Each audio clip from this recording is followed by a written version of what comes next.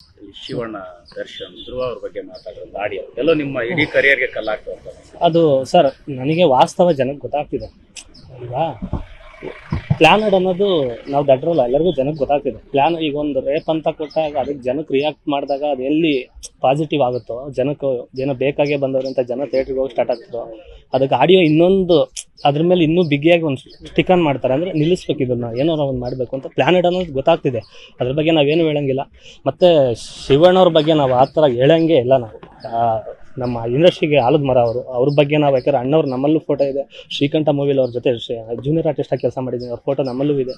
ಆಮೇಲೆ ಅವ್ರ ಬರ್ತಡೇ ದಿವಸ ಇವತ್ತು ಚಂದ್ರಪಟ್ಟಣಕ್ಕೆ ಹೋಗಿ ಅಮ್ಮ ಆಶ್ರಮ ನಾಗಣ್ಣ ಅಂತ ಇದ್ದಾರೆ, ಅವ್ರ ಬರ್ತಡೇ ದಿವಸ ಏನು ಮಾಡ್ತೀವಿ ನಾವು ಅಂತ ಸುಮ್ಮನೆ ನಾವು ಮೂರ್ತಿ ಸರ್ ಅಂತ ನಾವು ಇದ್ದೀವಿ, ನಾವು ಮಾಡ್ತೀವಿ. ಅವ್ರಿಗೆ ಆರೋಗ್ಯ ಇದಾದಾಗಲೂ ಕೂಡ ನಾವು ಪೂಜೆ ಮಾಡಿಸಿದ್ದೀವಿ.